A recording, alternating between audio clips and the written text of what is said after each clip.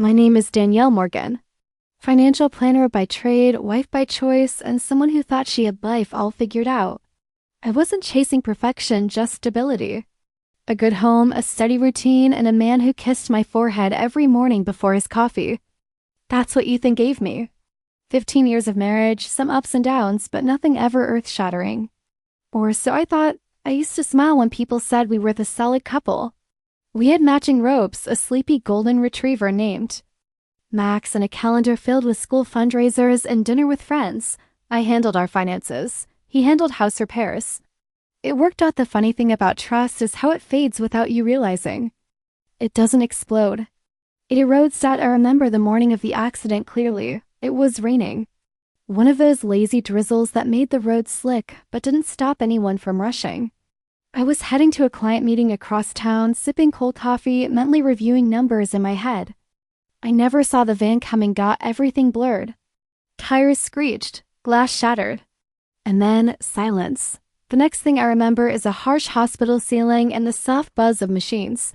A nurse leaned over me, gentle, practiced. "You're awake."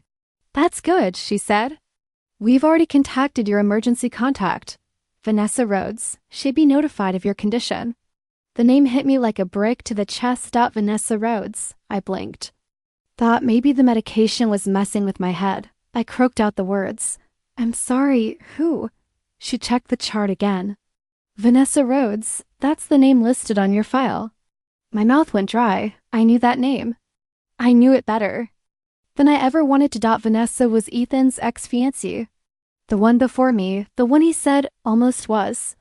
The one he promised hadn't mattered in years. I didn't say anything. Just nodded like my throat wasn't closing in around me. The nurse smiled softly and adjusted my fore. "You're lucky," she said. "Your husband was here earlier. He stayed until you came out of surgery, then had to head to a meeting." I nodded again, but my mind was already 1,000 miles away. Why was she listed? Why not Ethan? Why not my sister or my best friend? Why her?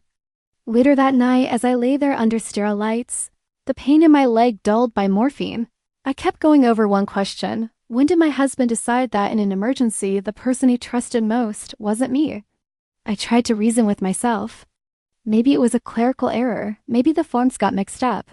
Hospitals aren't perfect. People make mistakes, but something didn't sit right. I remembered filling out those forms with Ethan 2 years ago after his minor surgery. I remembered watching him write in the names. He had asked me then, "Babe, who's your emergency contact?" "If it's not me?" And I had laughed and said, "Of course it's you. So why wasn't I his?" I stared at the ceiling until morning. And for the first time in 15 years, I didn't feel married.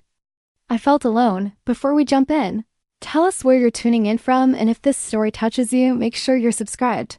Because tomorrow I've saved something extra special for you. The morning I was discharged from the hospital, Ethan picked me up in his usual navy windbreaker and a tense smile that didn't quite reach his eyes. He kissed my cheek, asked how I was feeling, and told me the house was already stocked with my favorite soup. Everything he did looked carrying on. The surface, but beneath it I could feel the shift. Something small. Something deliberate. We rode in silence most of the way home. He filled the silence with updates about Max, about a broken pipe in the guest bathroom, about a Netflix series I never mentioned wanting to watch. I nodded along. I smiled when I was supposed to, but my mind wasn't in that car. It was still back in the recovery room, playing that nurse's voice on loop. Vanessa Rhodes. By the time we pulled into our driveway, I'd already decided I needed answers. Not a confrontation, not yet, just the truth. But first, I needed to know how well he could lie to my face. That evening, as I sat in bed sipping lukewarm soup, I looked over at him casually and asked, "Hey, do you remember who we put down as my emergency contact?" I couldn't remember at the hospital. He didn't even flinch. "You put me, of course," I tilted my head, watching him. "And you? Who did you list?" That pause. It lasted less than a second, but I felt it stretch like slow molasses. He smiled, shrugged lightly. "You too, I think. Or maybe my sister. I don't know, babe. It's been years since we updated those forms." That was it. That was his whole answer. I didn't press further. I nodded, gave him a small smile, and turned back to my bowl. But inside, something shifted, a quiet snap, like the sound a bone makes right before it breaks. That night, while he slept beside me, I slipped out of bed and padded softly down the hallway to the home office. I sat down at the desk I used for client budgets and opened the shared drive where I kept our medical records, insurance documents, and other household files. It didn't take long to find it. The form was updated 6 months ago. His emergency.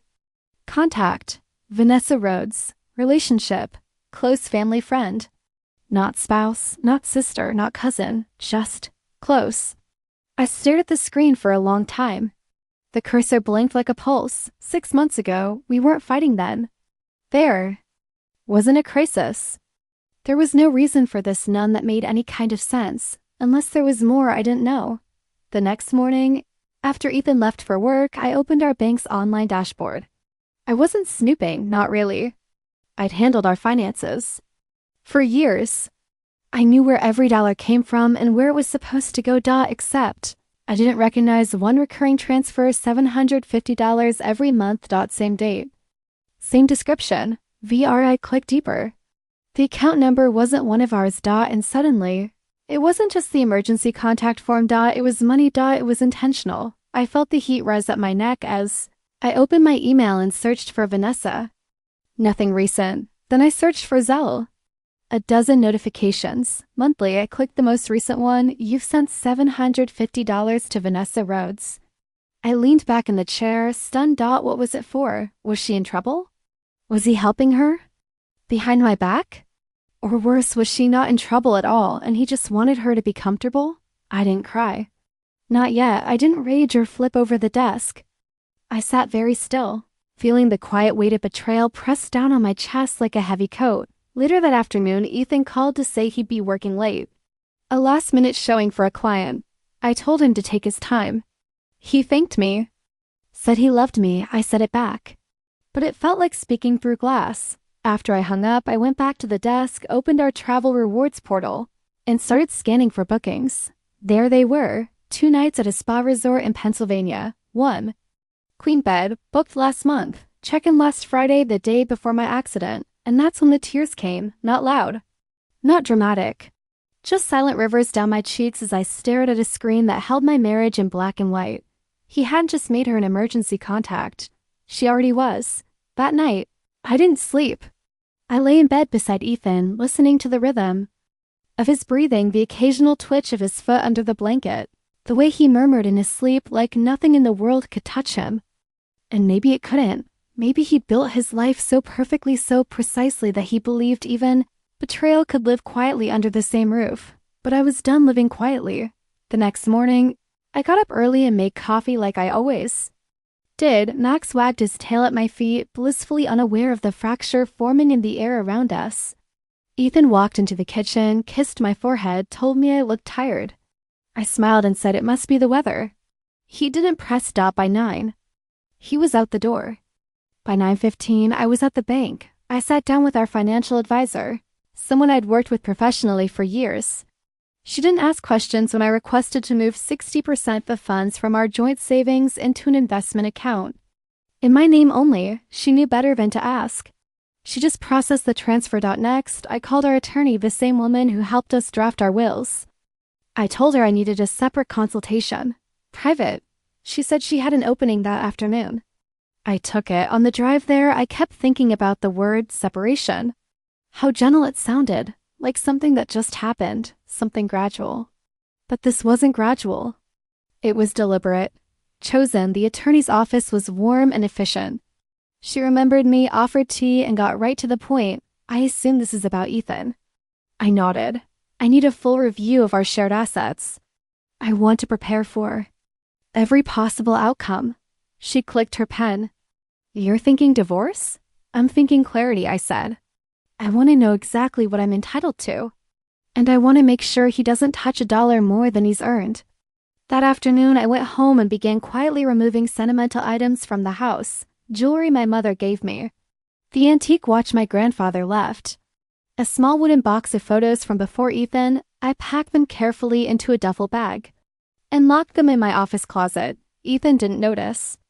Or if he did, he didn't say a word. The following week, I waited. I let the routine play out. Dinner, dishes, Netflix, sleep. I smiled when I needed to. I asked about his day. I folded his shirts and placed them in drawers like a good wife should. And all the while, I waited for the right moment. It came on a Thursday night. Our anniversary. He made reservations at a quiet bistro downtown, wore the navy blazer he saves for special occasions.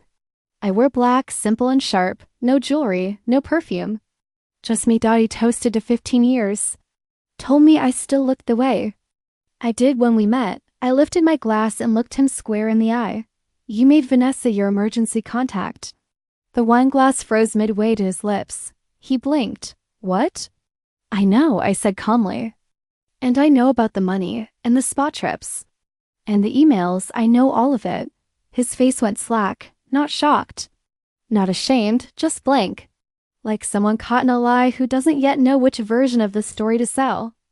Danielle, it's not what you think. Don't, I cut in. Don't insult me with some watered-down excuse about nostalgia or friendship or how she needed your help. I've seen the transfers, I've seen the bookings, I've seen the forms. He stared at me, jaw clenched. How long? I asked. How long did you think I wouldn't find out? Silence. I didn't mean for you to get hurt, he said finally. I nodded slowly. You didn't mean for me to find out, that's the truth. I reached into my purse and pulled out a plain envelope. Placed it on the table between us like a receipt. What's this? Clarity, I said. He opened it and sighed. Divorce papers. A financial breakdown. And a separation plan already reviewed by my attorney. His hands trembled slightly as he flipped through the pages. You're ending this? I'm finishing what you started. He let out a bitter laugh. You're overreacting. No, I said. I'm just reacting. You chose her. You made her your fallback, your secret, your safety net. I was just your front-facing version of commitment. I know that now. He sat back in his chair, suddenly exhausted. She doesn't mean anything. She meant enough to be listed in case you died. The table fell quiet. I stood, placed $100 bill beneath my untouched plate, and picked up my coat. You don't need to follow me, I said. You already made your choice. Now I'm making mine. And with that, I walked out of the restaurant into the cool night air, and for the first time in 15 years, I didn't look back. I didn't cry that night. Not when I handed over the papers, not when I drove home alone, and not when I slipped off my ring and set it quietly in a drawer. There was no grand gesture, no dramatic breakdown, just silence. Clean, cold silence. The next morning, I moved through the house like a guest. I fed Max, opened the curtains, and stood by the kitchen window, watching the sunlight touch the hardwood floor I had chosen years ago. Funny how something so small could feel like goodbye. Ethan didn't come home that night. I didn't ask where. He was. I didn't need to. Within a week, I signed a lease on a downtown apartment overlooking the harbor. It was half the size of our house and twice as alive. I painted the bedroom walls sage green and bought fresh white linens for the bed. It was the first time in years I chose something without asking anyone else's opinion. I took Max with me. Of course, he adjusted faster than I did, curling up on the rug every evening like he knew we were finally somewhere safe. I started waking up earlier, not because I had to, but because I wanted to. There was something healing about sipping coffee alone on a quiet balcony. The world still groggy and forgiving. Ethan sent a few emails at first, all short. I'll avoid it. I'm sorry you felt blindsided. I didn't mean to hurt you. I hope we can be civil. I didn't respond. There was nothing left to say. You don't respond to someone who only feels sorry for being caught. A month after I moved out, I launched a weekend mentorship group for women in financial transition. Divorcees, widows, women starting over after years of being told not to worry. About the bills. I called it Balance After Break. The first session had 6 women. The next had 23. Some of them cried. Some just wanted to talk. But all of them carried the same look I'd once seen in the mirror, the face of someone who had given everything and been told it wasn't enough, helping them help me. One afternoon, while printing handouts for the group, I received a message from a mutual friend. Ethan had lost one of his biggest clients. Apparently, the rumor about his emergency contact situation had spread further than he thought. A few investors pulled back. Vanessa? She'd moved out after 6 weeks. Left a single note behind. You were more interesting when I couldn't. Have you? I didn't smile. I didn't feel triumphant, just peaceful. That weekend, I took Max for a long walk through the marina. The air was crisp, the breeze steady. I bought myself a cup of hot cider from a food truck and sat on a bench overlooking the water. A woman next to me complimented my coat. I thanked her. We chatted. No one asked if I was married. No one expected me to be anyone other than myself. And for the first time, that felt like enough. Months passed. Winter slipped quietly into spring. The divorce finalized without much protest. Ethan fought me on one clause's name on the house title. I let it go. Let him keep it. Let him sit in the empty rooms and pretend it was still a home. As for me, I began writing again. Something I hadn't done since college. I filled notebooks with moments, tiny truths, memories I'd buried, lessons I didn't know I'd learned. It didn't matter if anyone read them. They were for me. One rainy evening, I walked into the bedroom, lit a candle, and found Max already curled up on the bed. I crawled in beside him, pulled the quilt over my legs, and whispered into the dark, "You did good, Danielle. You made it." And I wasn't the wife anymore. I wasn't the emergency contact. I wasn't a placeholder or a convenience, or a shadow behind someone else's spotlight. I was mine, and that, I've learned, is more than enough. At its heart, this story is about rediscovery, about what happens when a woman who's given everything finally chooses herself.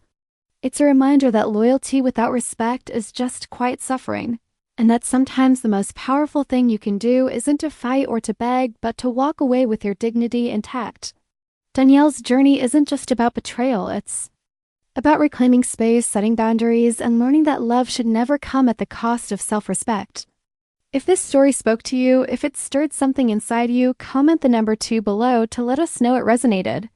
And if you didn't connect with it, that's okay too. Drop a 7 and share why. We'd love to hear your perspective. And hey, if stories like this make you feel seen, understood, or simply entertained, don't forget to like this video and subscribe to the channel. There's so much more coming your way, and trust me, you won't want to miss what's next.